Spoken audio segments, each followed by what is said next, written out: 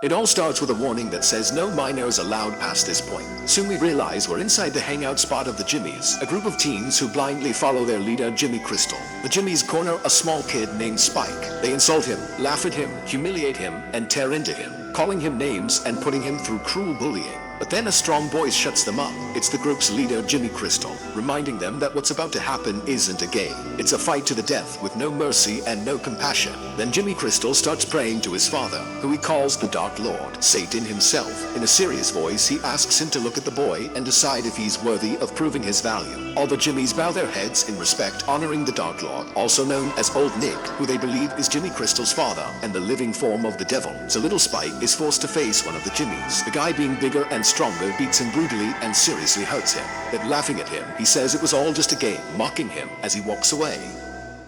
In that moment, the kid takes advantage of a slip-up and stabs a knife into the guy's leg. One of the girls in the group tries to help the wounded kid, but another Jimmy stops her, reminding her the rules say no one can step in. In the end, the kid actually wins, because by luck or fate, the blade hits one of the attacker's arteries, and he bleeds out right in front of everyone's shocked faces. Spike is left totally traumatized, unable to really understand how big what he just did truly is. After the fight, the boy says his name is Spike, but the leader of the Jimmies tells him that name doesn't belong to him anymore, and from now on his new name is Jimmy. Then he takes the wig off the Jimmy who died, showing that under it there's a scar shaped like a cross. After that, they all leave the place with the boy, who walks in silence, still in shock. Meanwhile, in the middle of a dark, quiet forest, we see a man moving slowly while picking fruit. Suddenly, a big group of infected people comes out from between the trees and starts chasing him. The biggest and strongest one, the alpha of the infected, catches up to him, hits him hard, and throws him to the ground.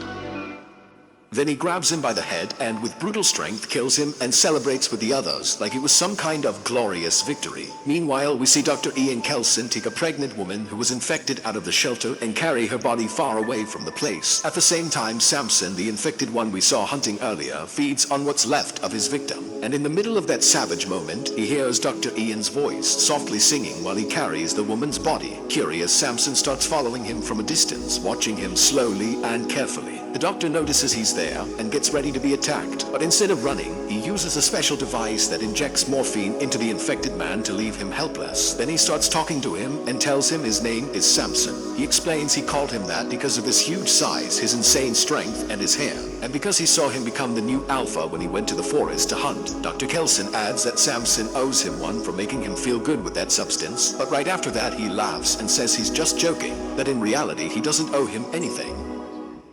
After that strange encounter, the doctor gathers his things and goes back home. He goes down to his basement, lights all his candles, puts on some music, and starts dancing slowly. Then he takes off his clothes and sits there looking at old photos of his family, letting himself sink into nostalgia and loneliness. Hours go by and later we see him again in the forest waiting for Samson. Once more, he prepares his weapon with the sedative and gets into position to shoot. When Samson shows up, the doctor tells him he has what he wants, the weapon that can calm him down. But he also warns him that if he kills him and takes his head, he'll never be able to have it. Since Samson comes closer calmly, without looking as terrifying as before, the doctor manages to shoot him with the sedative. Then the doctor talks to Samson and asks if he understands anything he's saying, or at least if he gets that he's not a threat and doesn't want to hurt him. He says it would be amazing to hear him say just one word, that it would almost be a miracle to find out the infection only clouds his mind instead of completely replacing it, and that maybe he still has memories or traces of who he once was. Maybe the doctor thinks Samson just wants peace, a break, a moment to breathe.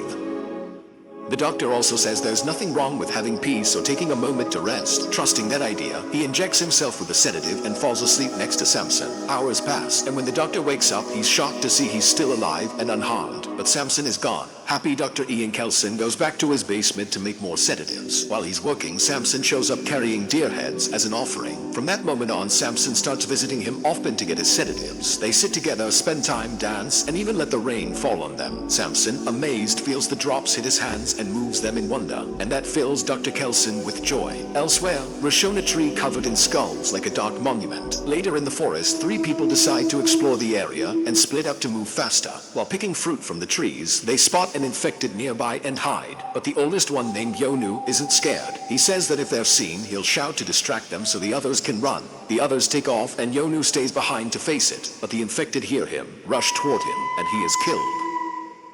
When the survivors get back home, they tell George, who lives with them, that they've got bad news. They lost Yonu. George answers that they're not the only ones with news because they've had visitors. The Jimmies have shown up. The newcomers eat like they're starving, while the people hosting them stay quiet, not knowing what to say. The girl asks why they're there. Jimmy Crystal says they were welcomed kindly with open arms, that they were fed and treated well, that their hunger and their hearts were filled. She then asks when they're leaving, but Jimmy Crystal coldly says they're not leaving, that they're staying right there, and that they're going to kill them. The girl runs out in panic, and that's when we see she's pregnant. After that, Jimmy Crystal sends one of his followers named Jimmy Inc. to look for other places where they can settle. On the way, she runs into the man we saw before, now infected, but nothing happens to her because she attacks first and manages to get away. Meanwhile, the Doctor and Samson keep enjoying their time together, and Samson slowly starts to feel the world again, like something inside him is waking up. But Jimmy Inc., while searching for a new home for her group, sees them from far away. Back at the barn, the Jimmies and the family stay inside, waiting in silence.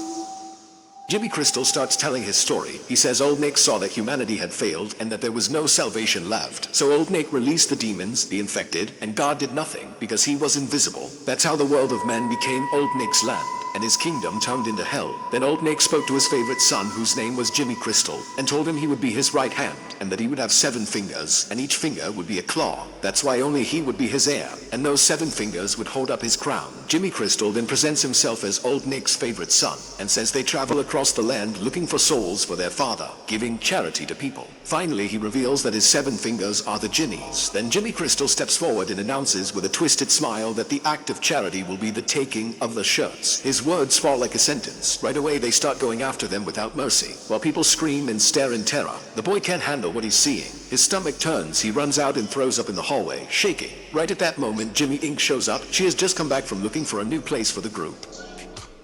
She looks at him coldly and tells him to stay right there, to take a deep breath and calm down, because this is only the beginning. Back with Samson, we find him at the Tower of Skulls, surrounded by bones whitened by time, standing next to the Doctor. The wind whistles through the remains like ancient voices. The Doctor, Sirius, tells him they need to talk. He admits that the medicine he's been giving him isn't just one thing, but a mix of many substances, though the strongest of all is morphine. But there's a problem. With the dose he uses, he only has enough left for 2 more weeks, and for the last 28 years he has walked more than 120,000 kilometers looking for it, without finding a single drop more. So that strange peace he found with him is doomed to end. Even so, he says there's something else he can offer, a different kind of peace, a home by his side, a peace that doesn't depend on bottles or needles. He believes that's why they became friends, and in a low, almost trembling voice, he tells him that if Samson gave him his consent, even with the smallest sign, he would help him rest forever. He talks about it like it's an act of love, and in that moment, the miracle happens.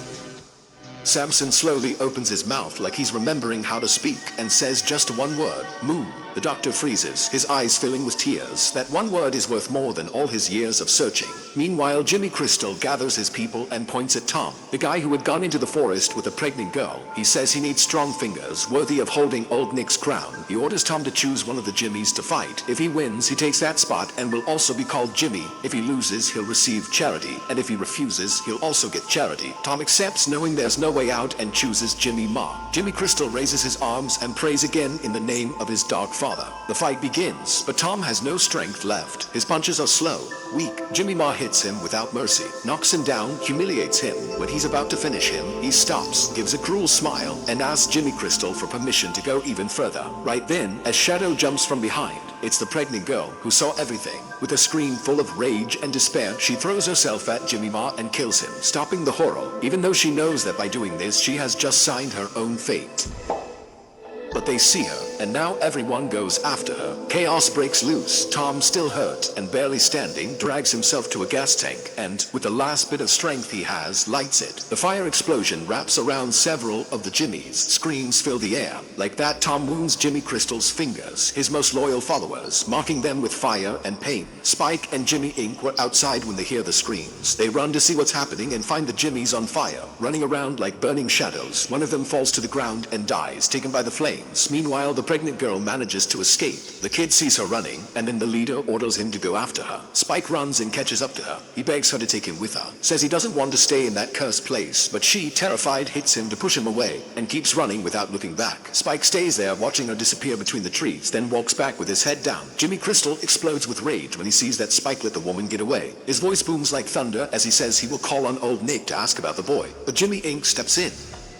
Jimmy Inc. reminds him that they can't call on Old Nick whenever they want, that Old Nick only shows up when he feels like it. She says she's seen him, that his skin was red, that he was old, and that he stood beside a pillar of skulls. At his feet there was an alpha, kneeling like a lamb before its master. That's why she says they must let Old Nick decide the boy's fate. Meanwhile, the doctor keeps researching. He reads his books, checks old notes, but suddenly he realizes it's already daytime. Alarmed, he goes out looking for Samson. At the same time, the Jimmies are following him. They watch him from far away. Jimmy Crystal realizes that there really is an old man that fits that description, and even though he knows he's been lying this whole time and that Old Nick doesn't exist, he wants to keep his loyal followers, so he tells them that Old Nick is there. They ask if they're going to go meet him, if they'll get to see him, but Jimmy Crystal says he has to talk to him alone first. He orders them not to move. Then Jimmy Crystal walks forward by himself, step by step, until he stands in front of the huge tower of skulls, where the silence feels like a curse and every bone seems to whisper stories of death. Jimmy walks slowly toward Dr. Kelson, his eyes full of fear and hope at the same time. He looks at him like he's standing in front of something holy and terrifying. With a shaky voice, he asks if he is Old Nick. The doctor looks at him, tired, and with deep sadness tells him no, that he's not any god and not any demon. He explains that if by Old Nick he means Satan, then he's wrong. He's just a man, nothing more. He points at the Tower of Skulls and tells him it's not an altar, it's a monument for the dead, a clumsy way to remember people no one ever cried for. He explains that his skin looks like that because of the iodine he puts on every day to kill the virus that causes the infection. Then he says something that shakes him. The infection didn't come from hell, it came from science, from human hands that tried to play God and failed. After that, the doctor realizes that Jimmy Crystal doesn't just believe in the devil, he lives for him. But when Jimmy talks about his father, his voice breaks. He admits that he's never really seen him, that he only hears him sometimes like a whisper inside his head. A voice that guides him, pushes him, tells him what to do, and that scares him, even if he won't admit it. Far away, the kid Spike talks with Jimmy Inc. With his innocence already broken, he tells her that maybe Old Nick is nothing more than a weird, lonely old man, and that they should just leave him alone. Jimmy Inc. wants to believe that's not true, but something inside her starts to doubt. She remembers that when Jimmy Crystal looked through the binoculars, he never really said he saw his father. He only said he felt him. And for the first time, she wonders if everything they followed isn't just one huge lie. Meanwhile, Jimmy Crystal keeps talking to the doctor. He tells him he used to live near a church when it all started, when the infected came like a dark tide. He says his father walked among them, guiding them like lost sheep, and that he kept repeating one line he never forgot: charity is home. That was the last time he says he ever saw him. That he lowers his head and admits his fear. His followers think the doctor is Old Nick. If he says he isn't, he could lose them, and if he loses them, they might kill him. His voice doesn't sound like a prophet anymore. It sounds like a man trapped. He tells the doctor he's trapped, that he can't tell the truth without destroying everything he's built, so he offers him a deal. He has to pretend to be Old Nick or he'll kill him. Jimmy Crystal leans in toward the doctor with a smile that promises nothing good and walks away. After that, he tells his Jimmies that the next day Old Nick will put on a show. No one is allowed to get close, no one is allowed to touch him, because anyone who does will burn in flames. Only him, the chosen son, can stand beside his father. It doesn't sound like a warning, it sounds like a sentence. Later, the doctor sits in front of Samson. The wind moves the skulls on the tower like they're whispering. The doctor speaks with a broken voice. He admits he was scared when Jimmy Crystal threatened him, that for the first time he thought about death not as an idea, but as something close. He thought about Samson, alone, lost, with no one left to call him by his name. That's why, he says, he's going to do something different. He's going to try the impossible. He explains that he's studied the infection for years. The brutal strength, the empty eyes, the tongue that fades away. But there's something even darker. He believes there's a wound in the mind. He's seen infected kill kids, babies, for no reason at all. That can only mean they see things that aren't real. A doctor would call that psychosis, and if it's psychosis, then it can be treated. He's not sure, but he wants to try, because Samson isn't just a monster. He's someone who said moon, and that changes everything. He hands him some pills he made himself. He asks him to take them, to trust him, not as an infected, not as a patient, but as a friend. At dawn, Spike moves like a shadow between the trees. He wants to run, he wants to live far away from that group, but suddenly an infected shows up in front of him. Spike doesn't run. He fights with everything he's got left, with fear, with anger, with desperation, and he wins. He kills it. Then one of the Jimmies shows up. He thinks Spike is trying to escape. He yells that during his test to join the group, Spike cut his best friend's leg, and that today he's gonna pay for it. He raises his weapon to kill him. Spike closes his eyes and gives up, but death doesn't come. What comes is Jimmy Inc., his only friend. She jumps on the Jimmy and kills him without hesitation. She stands there looking at Spike, still breathing hard, and softly tells him that now he is her only friend, her only company in a world that has no mercy left. She tells him she's walked everywhere, that she's seen how people die for trusting, for splitting up, for thinking they could make it alone. That's why she begs him to never leave her, to stay by her side, because out there's only danger, and no one reaching out to help you. Then they walk together to where Jimmy Crystal is to tell him what happened. They explain that one of his people tried to kill Jimmy Inc. and that she only defended herself. But Jimmy Crystal looks at them coldly like he doesn't believe a single word. He says it doesn't matter what they say. The truth will be decided that same night in front of Old Nick, and no one will be able to lie when he's there. Later, the doctor goes out looking for Samson. He calls him with a tired voice, moving around the Tower of Skulls, the forest, the empty roads. But Samson doesn't show up. The truth is, Samson is far away, washing himself in the freezing river. Then he walks slowly, clumsy, like someone learning how to use his body again. He reaches an abandoned bus and sits inside. There, between broken seats and glassless windows, the memories come back. His life before, his name, his voice when he was still human. He tries to speak and the words come out slow, crooked, but real. For a moment, he's himself again, but the sound of footsteps pulls him back. The infected arrive and surround him. Samson stands up and fights with everything he has, hitting them, throwing them back, beating them one by one. But there are too many, and more keep coming. Meanwhile, the doctor goes through his books with shaking hands. He mixes bottles, lights candles, looks for music. He knows that night will decide everything. He wants to use the Jimmy sphere against themselves, trick them to save lives. He spends hours setting up his own show. Not knowing if it'll work, but knowing that doing nothing would be worse. When night falls, the Jimmys move like a dark procession, led by Jimmy Crystal. They reach the Tower of Skulls, and there the doctor appears. He starts singing with a voice that doesn't sound like his, like he's lending his body to something bigger. Then he plays with fire, makes it move in the air, and while everyone watches, frozen in awe, he drugs them so they think they're seeing a god. He even puts on a record tied to Satan, so everything feels more real, more intense. In the end, the doctor, pretending to be Old Nick, rises in front of them and calls out with a voice that sounds like it's coming from another world.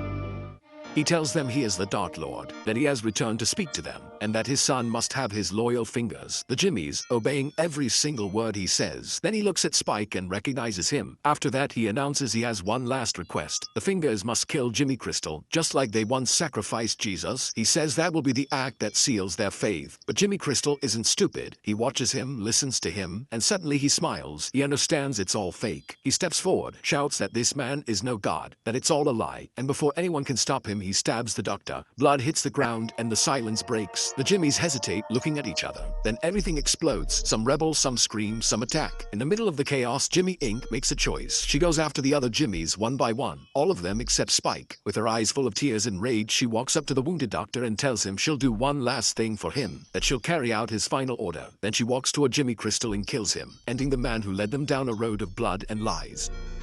After that, Spike stands still, not knowing what to feel. The girl walks up, takes his hand, and together they walk away. On the road, she finally tells him her real name. It's Kelly. They leave Jimmy Crystal hanging like a symbol of everything that was fake and cruel, and the doctor lying on the ground. When everyone is gone, Samson shows up. He walks slowly, looks at the fallen doctor. He speaks to him, thanks him. In his mind, something has changed. The experiment worked. He's not just a beast anymore. Dr. Ian dies there in silence, knowing that at least one life was pulled out of the dark. Samson lifts his body gently and carries him away, like it's the most precious thing he has left. Meanwhile, Jimmy Crystal, still alive, cries nailed to the cross of his own lie until Samson comes back and ends him. Later on, we see Jim in a poor, broken-down house. He's with Sam, talking about philosophy, helping him study for a test he has the next day. They talk about history, about ideas, about what it means to be human. Suddenly, Sam hears a noise. When they look outside, they see Spike and Kelly running, chased by infected. Without thinking twice, Jim and Sam run out to help them. And just like that, between running, fear, and hope, this story ends, with people who have already lost everything, but who still choose not to stop being human. If you liked the video, don't forget to hit like and subscribe to the channel. That's it for today. See you next time.